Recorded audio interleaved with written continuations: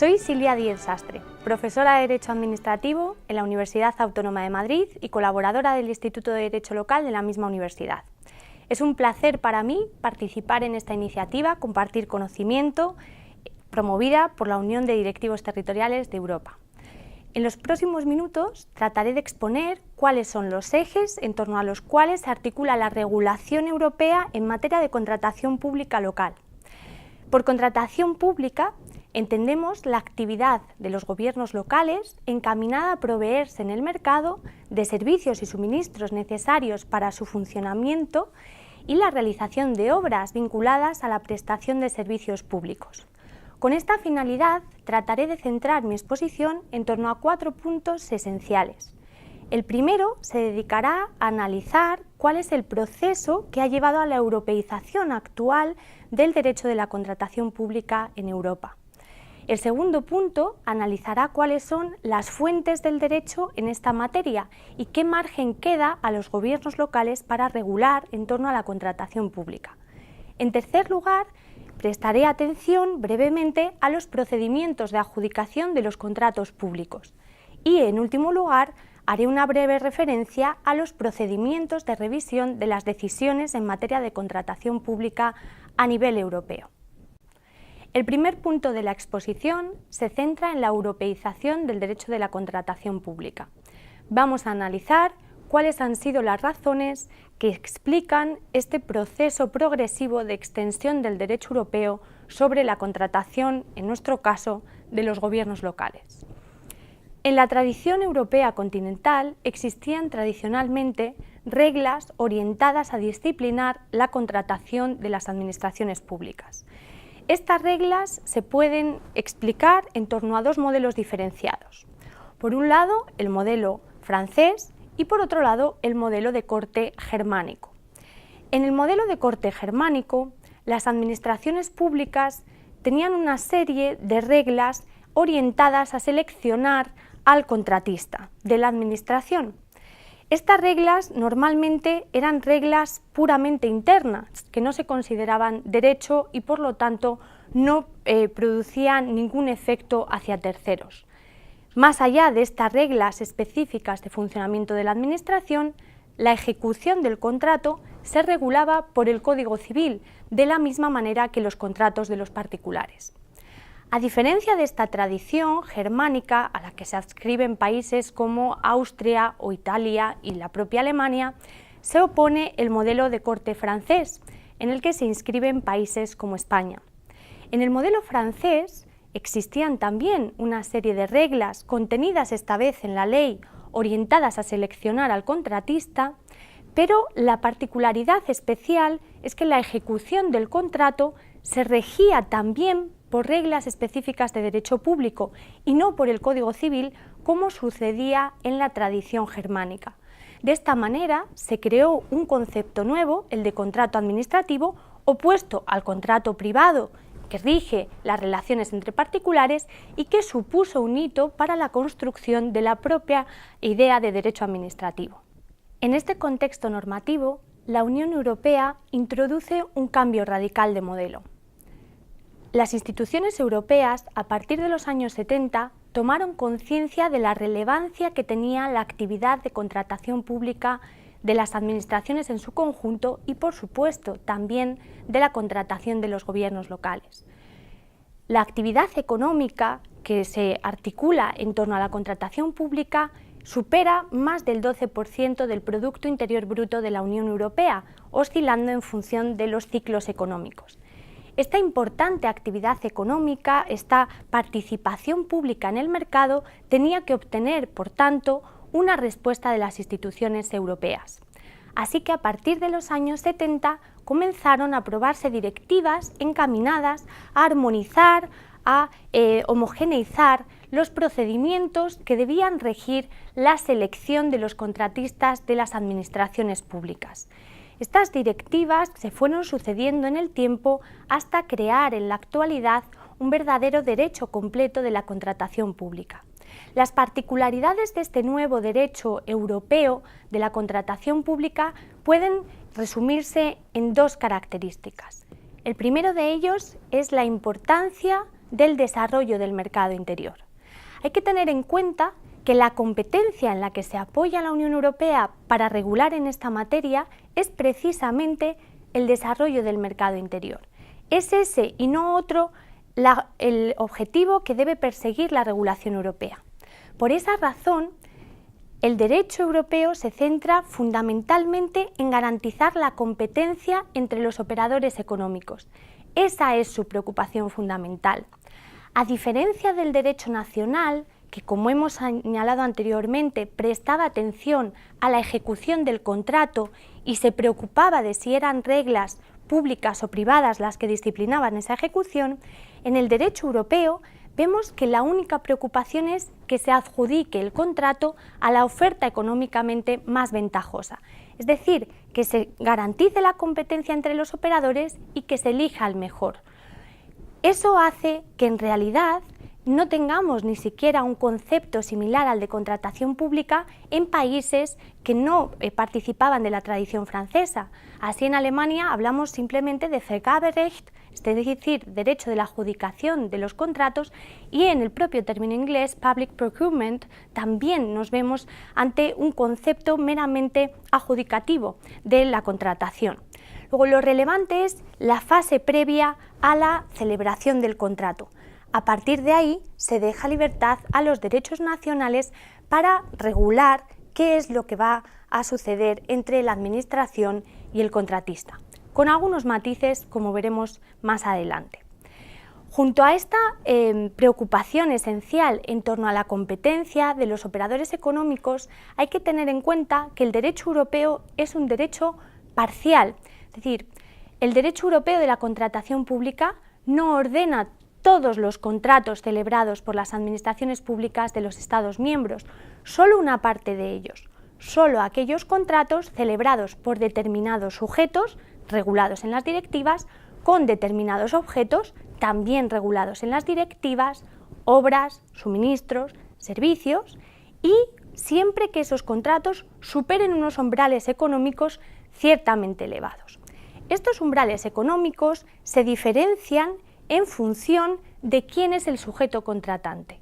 Así que cuando nos encontramos ante contratos celebrados por los gobiernos locales, los umbrales son más elevados. Esto permite que las exigencias de publicidad y la complejidad del procedimiento de adjudicación se relaje cuando son los gobiernos locales los entes públicos afectados por la regulación. No obstante, los umbrales, que se sitúan en 5 millones de euros para obras y 200.000 euros para suministros y servicios, no impiden que en muchísimos casos los gobiernos locales también deban someterse a unas reglas ciertamente complejas para elegir cuáles van a ser los contratistas que lleven a cabo o que suplan sus necesidades. La parcialidad de la regulación europea, es decir, su carácter incompleto, ha producido algunas disfunciones a nivel nacional. Hay que tener en cuenta que solo una parte del ordenamiento jurídico nacional está sometido a las regulaciones europeas. La otra parte está sometida de una manera distinta, únicamente se vincula a los principios europeos de la contratación para garantizar las libertades europeas, y no en todos los casos. Esto ha llevado a que en algunos países, como sucede en España o en Alemania, la regulación de la contratación pública haya quedado radicalmente partida en dos, de forma que en función del tipo de contrato y de su cuantía y del ente adjudicador, vamos a ver que se aplican unas reglas mucho más exhaustivas y complejas para contratar que en otros.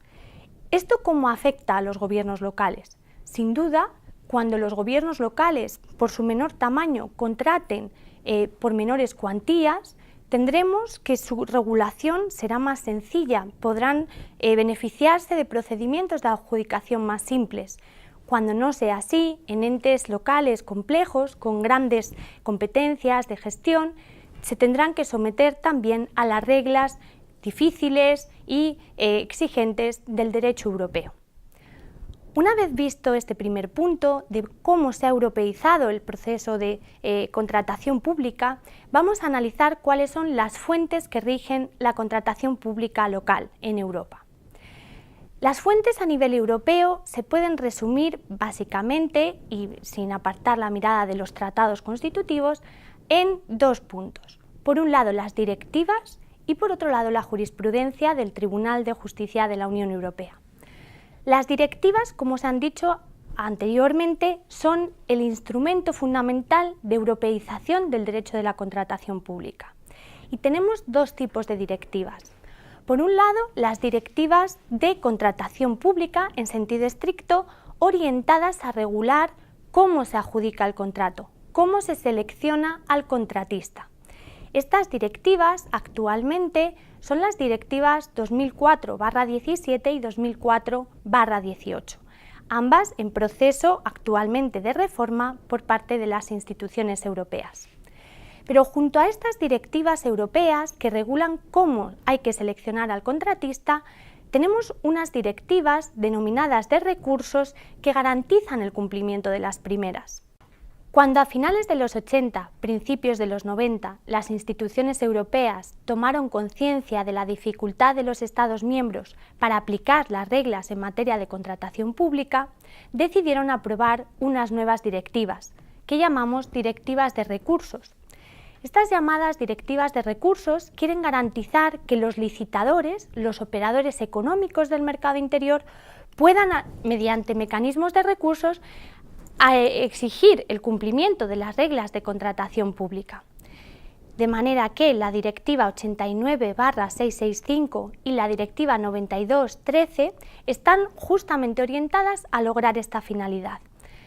Después, ambas directivas han sido reformadas en el año 2007 por la Directiva 2007/66, que ha reforzado de forma muy expresiva y muy intensa la efectividad de estos mecanismos de recursos. Tanto los procedimientos de adjudicación regulados en las primeras directivas como los procedimientos de recursos se van a explicar a continuación. Junto a las directivas, decíamos que otra fuente fundamental del derecho europeo de la contratación pública es la jurisprudencia del Tribunal de Justicia. De manera concomitante a la aprobación de las directivas, el Tribunal de Justicia ha ido creando una sólida jurisprudencia encaminada a garantizar los principios del mercado interior en la actividad de contratación pública.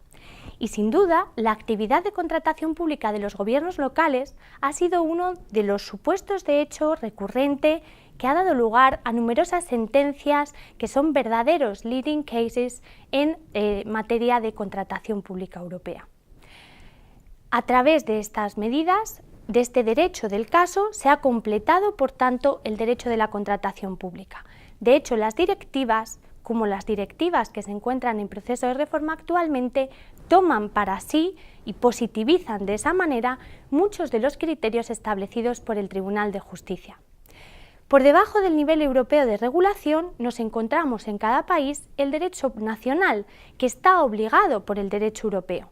Como hemos dicho anteriormente, hay dos posibilidades, o bien que el Estado miembro decida trasponer sin más el derecho europeo y en lo demás seguir rigiéndose por sus tradiciones jurídicas nacionales propias, o bien que el Estado decida asumir y acoger para sí en toda su extensión el derecho de la contratación pública europea, creando un único sistema de reglas de contratación pública. En España, como en Alemania, se ha optado por un sistema partido de regulación de los contratos públicos. Esto ha generado una fuerte inseguridad jurídica para los operadores económicos, puesto que las reglas varían de forma bastante evidente en función de los casos ante los que nos encontremos. En otros países, como puede ser Austria, Suecia o Polonia y otros países del este, se ha optado por una regulación unificada que extiende las reglas europeas a contratos que en realidad no están necesariamente bajo el ámbito de aplicación de las directivas. La transposición de las normas europeas tradicionalmente se realiza a través de normas con rango de ley en los distintos países de nuestro entorno, y son los Estados los que normalmente asumen esa tarea. De esta manera, en los estados descentralizados o federales ha sido la Federación o el Estado central, como en España, el que ha asumido la tarea de transposición del derecho europeo. El resto de entidades, en la medida en que tengan asegurada autonomía, tienen que gozar también de un cierto margen de desarrollo de la normativa en materia de contratación pública. Ahora bien, las directivas europeas y la regulación europea es muy exhaustiva, de manera que ese margen de regulación de entidades regionales o locales se ha reducido de forma considerable. El margen que queda así a los gobiernos locales para regular en materia de contratación pública variará en función de la regulación nacional, pero en cualquier caso se centrará fundamentalmente en las posibilidades de organización interna y de autorregulación de las prácticas de contratación pública en el marco de esta densa normativa, tanto europea como nacional.